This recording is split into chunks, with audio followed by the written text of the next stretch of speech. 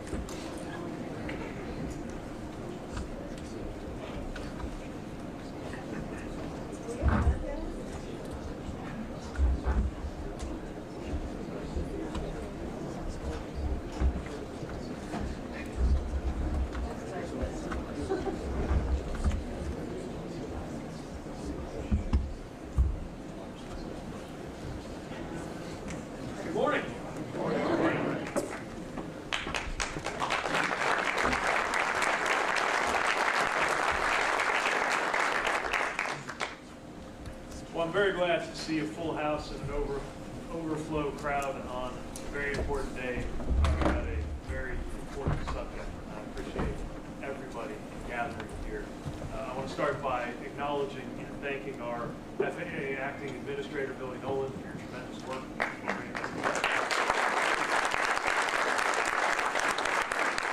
Our National Transportation Safety Board, Hamdi, thank you so much for joining us. I want to recognize former NTSB Chair Sumwalt for joining us today. Thank you for training us.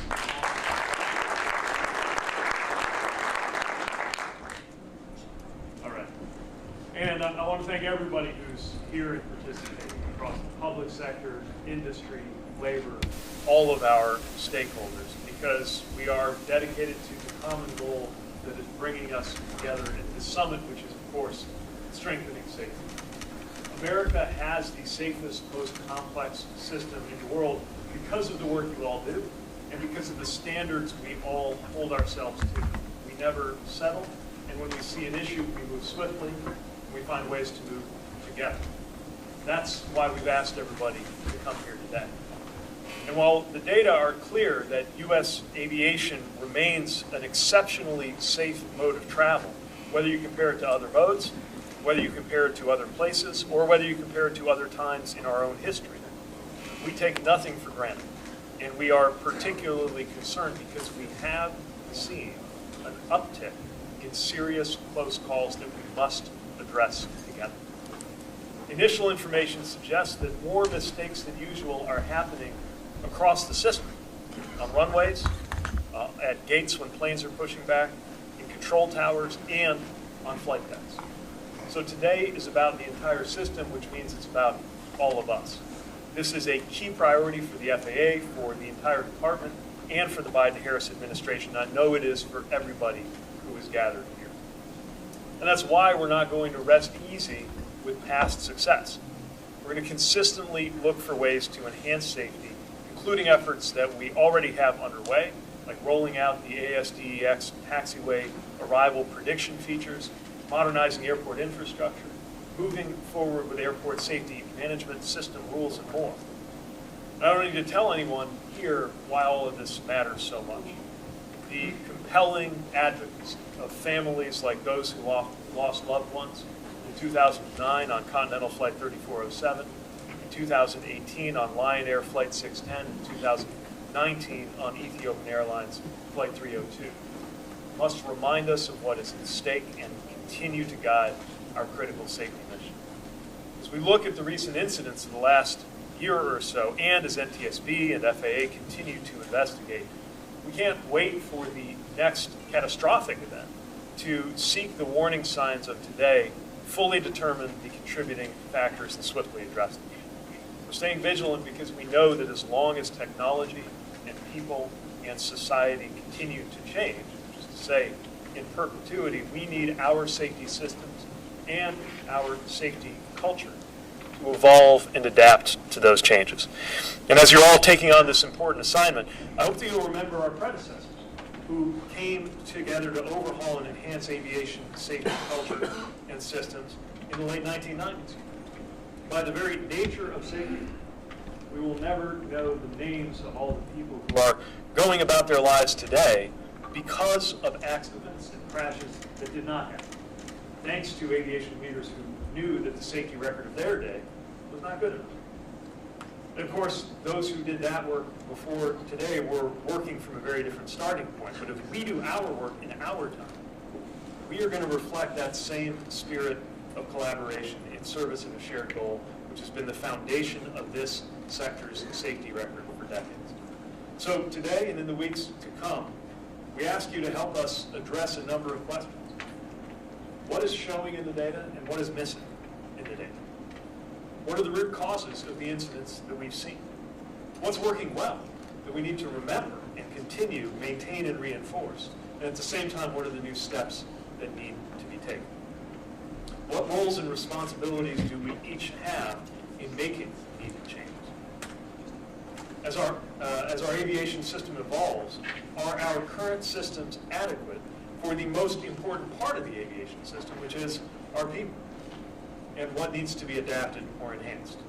And beyond aviation, can we learn from other high-stakes industries whose workforces have also gone through dramatic changes during the pandemic? Today's summit is going to be the first in a series of coordinated events and actions, all part of the call to action that we put out last month. That includes an aviation safety info share meeting at the end of the month and a CAST meeting on April 6th, all of which will inform the work of our new safety review team. Aviation has to be about safety first and moving people and goods within that safety first framework. That's how we keep U.S. aviation's place as the safest, most complex system in the world. And it's how we maintain this extraordinary fact, which is that a mode of transportation that consists of propelling millions of passengers, dozens or hundreds at a time, through the skies in a metal tube at nearly the speed of sound several miles above the earth is also somehow the safest mode of transportation that we know. That is what we marvel at, but also what we dare not take for granted.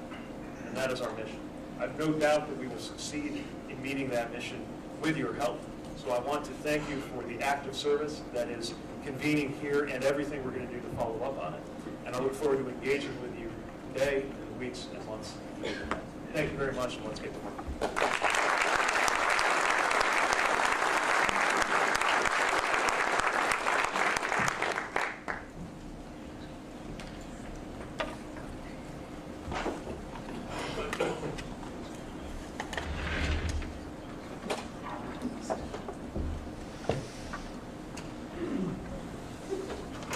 Okay, morning.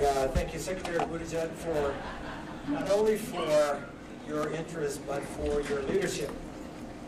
And thanks to all of you for being here. I'm pleased to see so many familiar faces in the audience and to know that you're taking time to join us today for this safety summit. When I called this gathering several weeks ago, it was because we had seen, as the Secretary mentioned, an uptick in incidents across the aviation system. In the intervening time, we've experienced additional incidents, including events on runways, terminal ramp areas, and even unruly passenger incidents that continue to defy logic. I think I speak for all of us when I say that, and certainly the traveling public, that these events are concerning. They are not what we've come to expect during a time of unprecedented safety in the U.S. air transportation system. The question is, what do they mean? Many years ago, while I was learning to fly, one of the first lessons my first instructor taught me was to listen to the aircraft. What's it telling you? That was a very important lesson that had stood with me throughout my entire career. And today, that's what we're here to find out. What is the system telling us?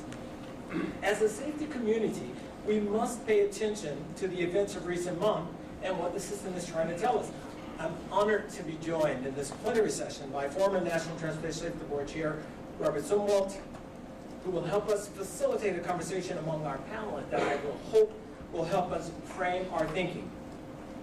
This plenary session will be followed by some specific breakout sessions designed to allow our various stakeholders to dive deeper into specific areas and have frank, open discussion.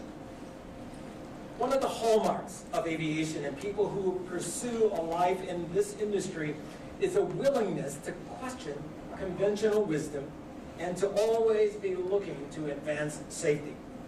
As I mentioned in my call to action, the biggest mistake we can make as an industry is to become complacent. As a safety professional, if you're comfortable, it probably means you're missing something.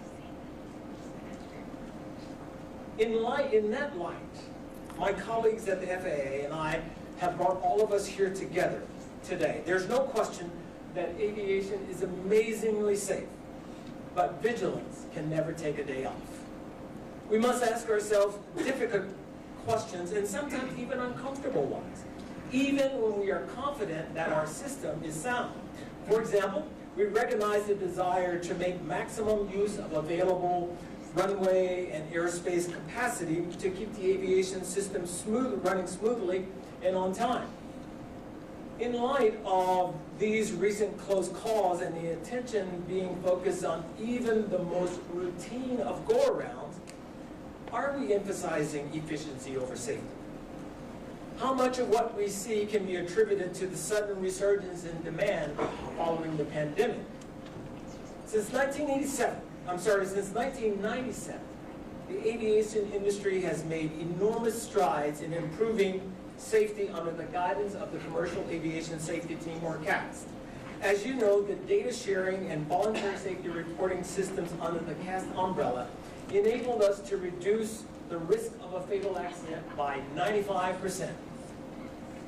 Instead of reacting to accidents and incidents after the fact, we're getting better at scouring the data for precursors that allow us to identify a nascent event before it manifests itself as something more serious. That's an amazing accomplishment. And I believe that historians will look at the strides we've made under CAST as one of the greatest successes of the modern transportation age. But we must also ask ourselves if the CAST process is nimble enough to help us reach a goal of eliminating the rare but still concerning incidents we've seen recently.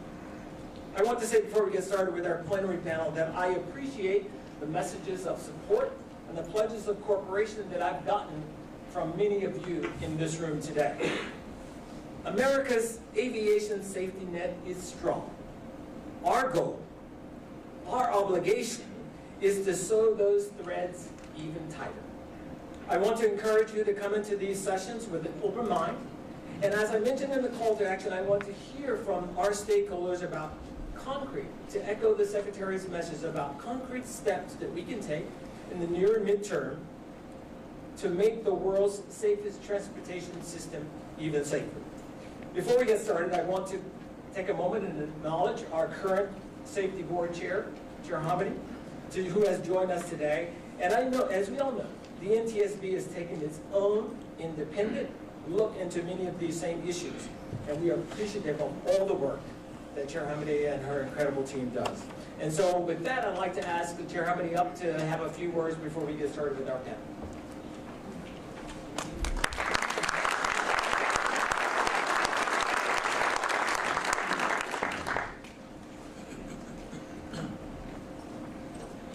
Took me a while. So I had foot surgery. Have you seen Brad here? So Brad and I have matching knee rollers. They're up in front of the stage. If you'll notice, mine is my right foot, his is his left. So we did tussle over a recommendation issued by the NTSB. We'll talk about it later. No, thank you so much for having me. I really appreciate it. I could call you Acting Administrator Nolan, but I think Billy Jennifer is probably most appropriate, and I really appreciate all your dedication to safety, and the Secretaries, of course, and Brad, yours, and blame Robert, he trained me, I don't know what to tell you. So, with that, I do think the U.S. has a lot to be proud of. And I'm going to adjust this because I think it's probably a little bit hard to hear. We're currently enjoying a record level of aviation safety. That doesn't happen overnight, and it certainly doesn't happen by chance. A safety record like ours is the result of years, decades of intentional effort. The critical efforts of everyone in this room, from operators, manufacturers, labor unions, to private aircraft owners and pilots, the FAA, the NTSB, and the media. You've all contributed to our reputation as the global gold standard for aviation safety. But we can't take that for granted. I agree with the Secretary. I agree with Billy when he says that. Now, I often hear, in 10 of the last 12 years, there have been no airline passenger fatalities. That's true, but the absence of a fatality or an accident doesn't mean the presence of safety. Let me state that again. The absence of a fatality or an accident doesn't mean the presence of safety. There's always more we can do to improve safety, and we can't forget that. And we can't forget those who did die. Because people did die in some of those 12 years. Not just in Part 121, also in Part 135, Part 91. The NTSB never forgets, not a single life lost. Zero is and always will be our goal.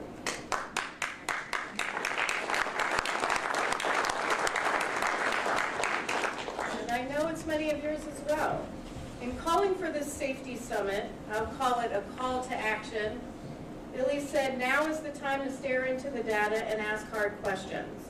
I couldn't agree more. There have been far too many close calls and near collisions recently, any of which could have had devastating consequences with precious lives lost. The NTSB is currently investigating 6 runway incursions since January, including one at Austin where the aircraft came within 100 feet of each other, endangering the lives of 131 people on board 2 aircraft. The 2 planes in Burbank were within 300 feet of each other. We're also investigating 2 wrong runway landings that happened last June. One was a cargo plane in Tulsa with 2 crew members on board.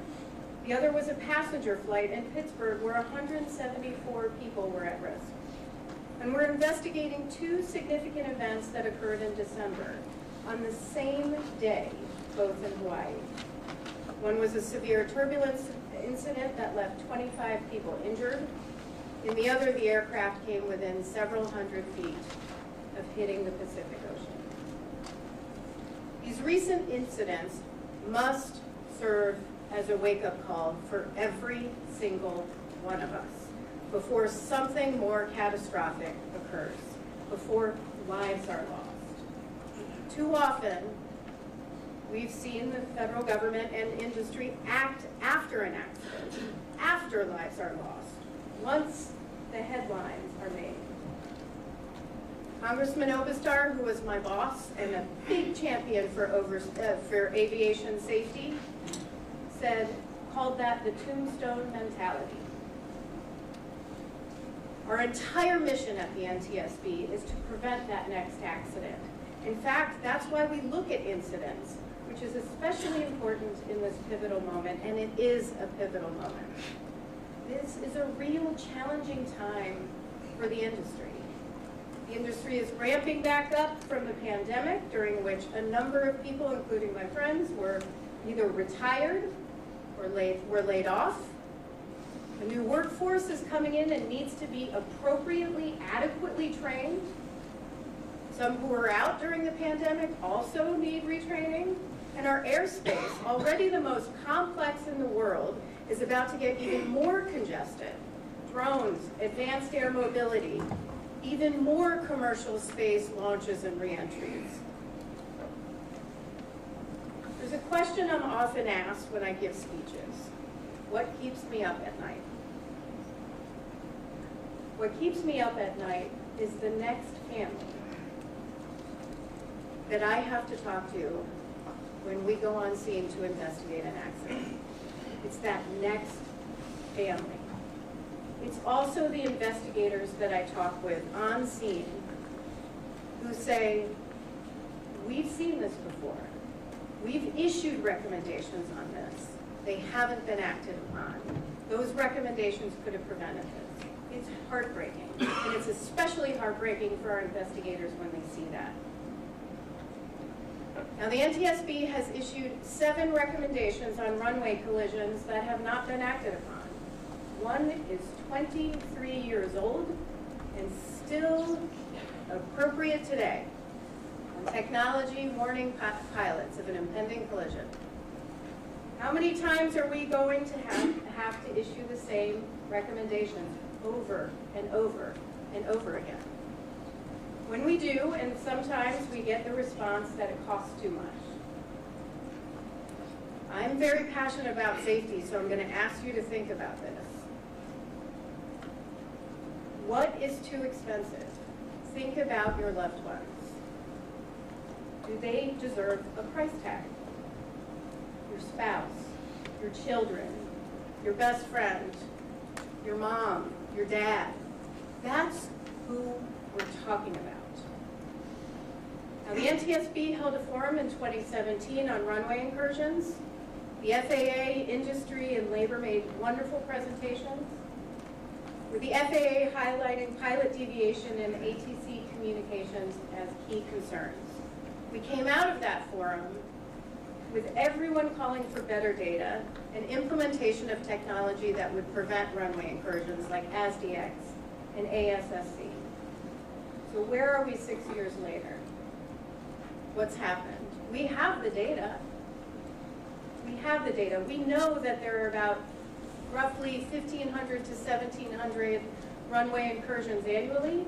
We know the vast majority of those are low to no risk, but there are some that are risky, and it only takes one. ASDX is only at 35 airports today. ASSC is at 8. Speaking of runway incursions, the 6 from this year that I mentioned earlier all have one thing in common. The cockpit voice recorders were all overwritten. Right now, you know that the CVRs only need to record 2 hours of audio before they're overwritten. We've recommended 25 hours. 25-hour CVRs don't just help all of us learn from accidents and incidents, it helps operators improve safety. The fact is, Europe has mandated 25-hour CVRs on new aircraft for over a year. We should do the same. We've also recommended that we retrofit certain in-service aircraft with 25-hour CVRs. I don't understand why it's so controversial. Both are NTSB recommendations stemming back from a 2018 almost tragedy. So we're still waiting for action. Let's talk about turbulence. It's the most common accident involving Part 121 air carriers. It's especially dangerous for flight attendants, where turbulence accounts for 3 out of every 4 flight attendant injuries. We issued a report in 2021 to prevent turbulence-related injuries. It had 21 new recommendations and 4 that were reiterated from weather reports to increase sharing of turbulence events, the need for flight attendants to be seated with their seatbelt buckled during certain phases of flight, and the need for parents to secure children under 2 in their own seat with an FAA-approved child restraint system. All 25 turbulence recommendations remain open. Addressing these and so many other issues is how we make our skies safer today. Aviation is safe. Tragedies still occur, and that can't be downplayed. And we have to address those. The time to act is now. We have lots of planned discussions today, and I'm excited to listen to everyone, but we also need planned action. Billy challenged us to examine everything from the U.S. airspace system structure, culture, processes, and systems, to the integration of our safety efforts. And he challenged us to ask the hard questions. Everyone in this room needs to ask ourselves the hard questions. That applies to me too. It applies to the FAA and others. All federal agencies here today need to ask, are we doing everything possible to make our skies safer? We've been asking ourselves that very question at the NTSB. And over the past year, we've been holding a series of safety summits of our own where we invite stakeholders from all modes of transportation to give us frank and candid feedback about how the NTSB is doing. What could we do better? How can we better improve safety? We have one more safety summit left on aviation, and we're targeting mid-April, so stay tuned. All that's to say, we are asking ourselves the hard questions. We all should. Because our gold standard of aviation safety depends on it. Passengers depend on it. Your flight crews depend on it. Air traffic controllers depend on it. Dispatchers, mechanics, ground crew, flight attendants, and so many more. And so do their families. Thank you.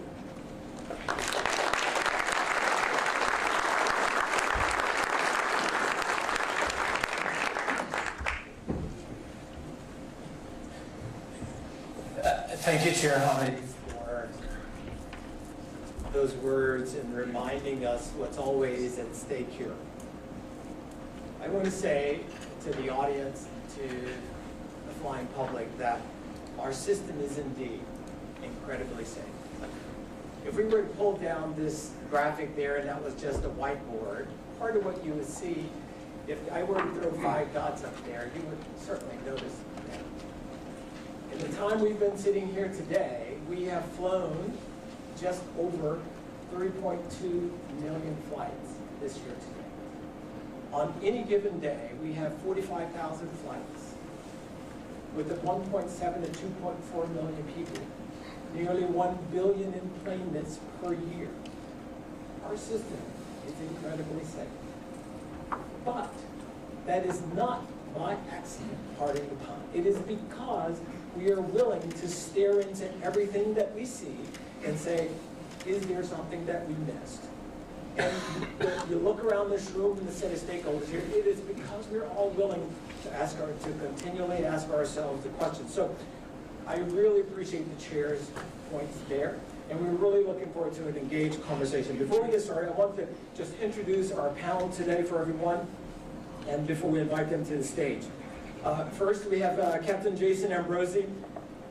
He's the president of the Airline Pilots Association, which represents more than 67,000 airline pilots in the United States and Canada.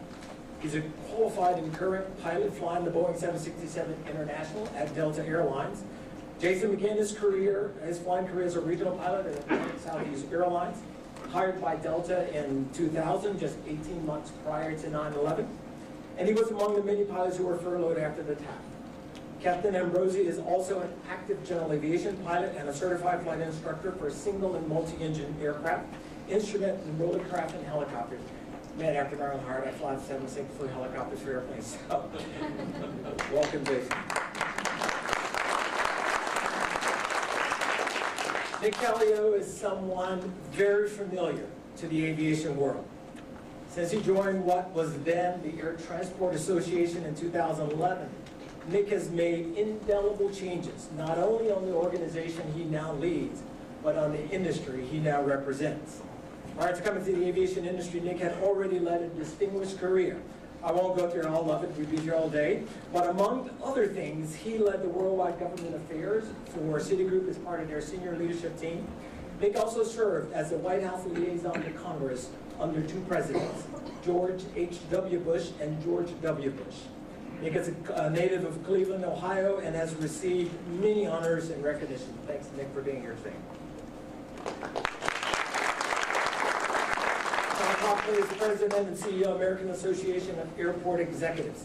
Founded in 1928, AAAE is the world's largest professional organization representing the individuals who work at commercial and general aviation airports. AAAE's 9,000 members represent more than 850 airports and hundreds of companies and organizations that support the airport industry. Todd is only the third CEO in organization history. If I do the math, that's about 30 years each. That's a lot of time. He joined AAA in 1991 prior to becoming CEO, was responsible for overseeing the association's interactions with Congress and the executive branch. Welcome, Todd, today. Rich Santa is serving his first 3-year term as the 7th president of the National Air Traffic Controllers Association, or NACA. He was elected by acclamation and took office on September 1st, 2021. As an air traffic controller from Washington Air Route Traffic Control Center, Rich previously served as NACA's National Executive Board as the Eastern Regional Vice President from 2018 to 2021. He began his career as a controller in New York in 1997 before transferring to Washington in 2001. Rich has spent most of his career serving NACA and its members, including 4 terms as Washington Center Facility Representative prior to being appointed as the alternate Eastern Regional NEA Vice President. So, Rich, welcome. Became the president and CEO of the National Business Aviation Association in Washington, D.C. on September 2004, September 7th. Prior to joining the BAA, Ed was president and CEO of the General Aviation Manufacturers Association, or GAMA, for 8 years. In 2001, Ed was appointed by President Bush to serve as the member of the Commission on the Future of the U.S. Aerospace System. He's also a former chairman of the FAA's Management Advisory Council. Ed is currently a member of the Board of Directors of the National Aeronautics Association, and serves on the Aviation Advisory Board for the MITA Corporation. Welcome, Ed. Mark Black serves as President and CEO of the Regional Airline Association, and has led the organization since February of 2015. In her role, she leads an industry trade organization representing 18 North American regional airlines and 80 associate members. With more than 2 decades of experience in policy, strategic leadership, business development, and management, Faye has served the RAA since 1998. She was formerly Senior Vice President of Government Affairs. Faye is a member of the Transportation Research Board Standing Committee on Commercial Airlines, and was appointed by the U.S. Department of Transportation Working Group on Small Community Air Service in 2017. Thank you, Faye, for being here this morning. Which brings me to my co-moderator for this panel, former NTSB Chairman Robert Sumwalt. Robert is currently Executive Director of the Center for Aviation and Aerospace Safety at Embry-Riddle University in Daytona Beach. He previously served 15 years as board member, vice chair, and chairman of the National Transportation Safety Board. While at the board, Robert was a fierce advocate for improving safety in all modes of transportation. He was a pilot for 32 years, including 24 years with Piedmont Airline and U.S. Airways. He accumulated in excess of 14,000 hours. Following his airline career, Robert managed the Corporation Aviation Department for a Fortune 500 energy company. He chaired the Airline Pilots Association Human Factors and Training Group and co-founded the association's Critical Incidents Response Program. He also spent 8 years as a consultant to NASA's Aviation Safety Reporting System, or ASRS for those who know it, and has written extensively on aviation safety matters. Robert, thank you for joining us today, and with that, I'm going to ask you to say a few words, and if our panelists can join us on the stage here, we will get things going.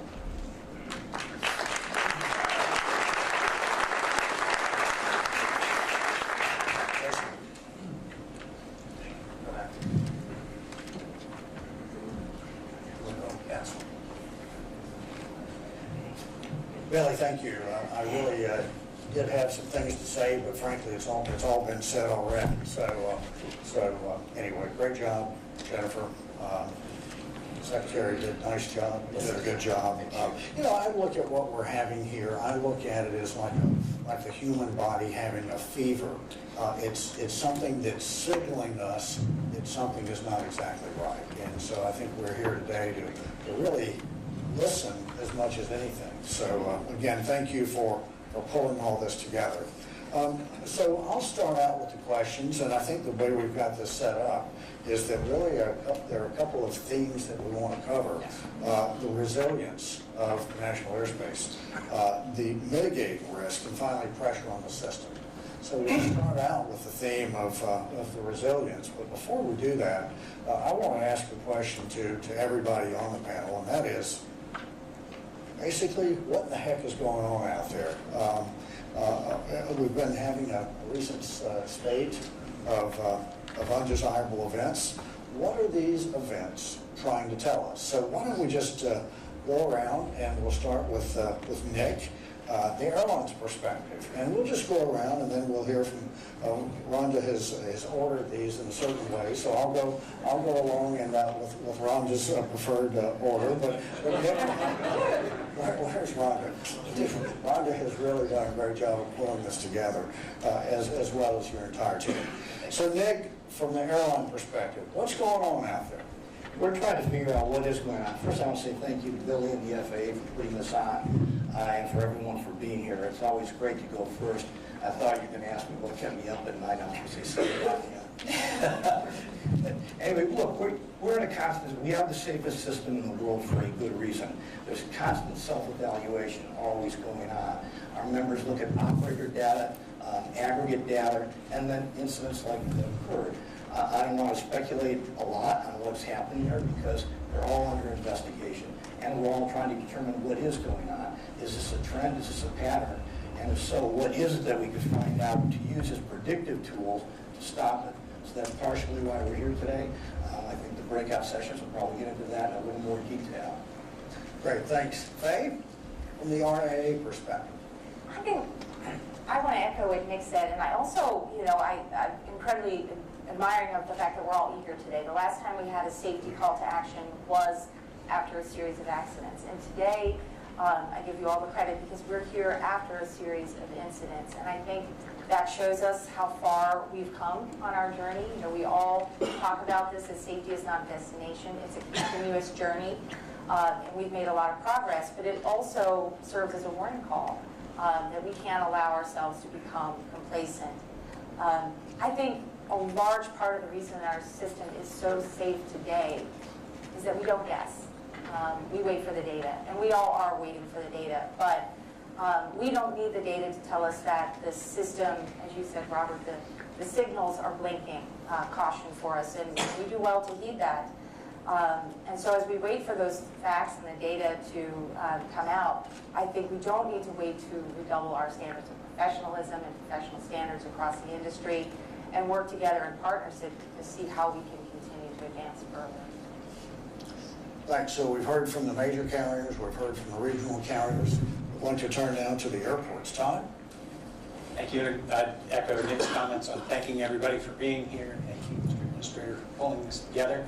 I see in the audience former Administrator Huerta, also very committed to safety over the course of his tenure in leadership. Thank you, Michael. The system is safe, and we need to pay very careful attention always to hit that 99.99999 level of safety.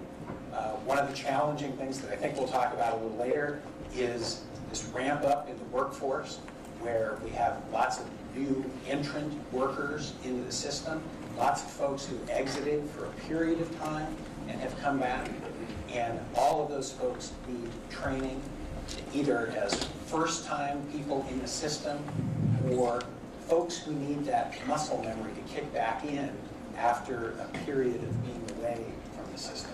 So we're very focused, airports are very focused on training, on workforce issues, and I hope we'll have a chance to talk about it. Fantastic, thank you. Jason was a pilot for many years and did Alpha Safety work for 17 years. Love to hear your perspective. Well, first, thank you for that, and thank you, Billy, for putting this together. It's needed. We are at the safest time in history right now. A lot of good work came out of the 2010 bill after the Flight 3407, and we continue to march forward. But we can't be complacent. We have to continue to look at what's going on. The signals, as we see, data shows that safety is there. We're doing a good job. But as we see, these incidents are out there. So we need to take a hard look, and I'm glad to be part of that. Pilots are at the pointy end of the tube.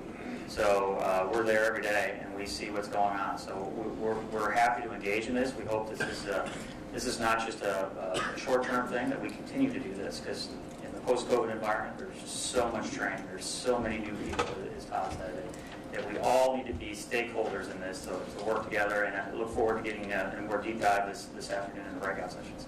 Thank you so much. Rich, from the aircraft controller's perspective. First of all, thank you, Mr. Administrator, for setting this up, an invitation. Anytime we get leaders together to discuss safety, it's productive. And we are safe, but there are pressure points, and there are good pressure points. The industry has recovered faster than we thought, but we need to acknowledge that.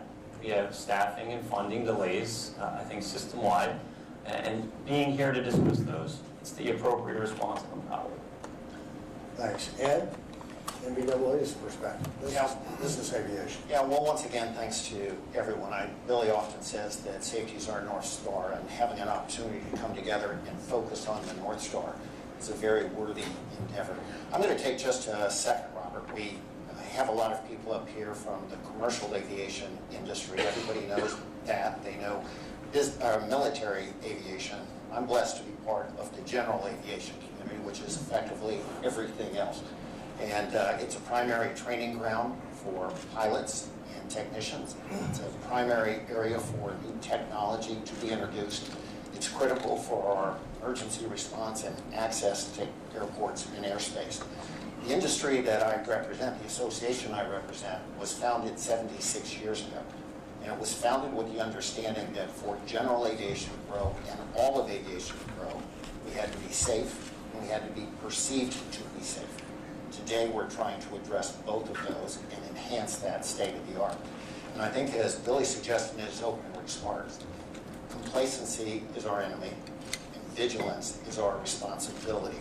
We have lots of layers of safety, lots of layers of redundancy. And sometimes those layers of redundancy can allow someone to say, it's all okay, I can relax. That's not the way we are. We've got to be vigilant. Today is a call to vigilance, and I really am happy to be able to participate in it. Thank you all. Runway incursions, that's runway safety. That's what's gotten us here today. But are there other things? Are the runway incursions, are they just symptomatic of other issues that may be in the system? Any thoughts on that? Are there other things that we need to be paying attention to? I think that's the big question. Is this the fever that's trying to tell us something? Any thoughts on that? I'll share my view. I think, what we're seeing now, what we're all aware of, and part of the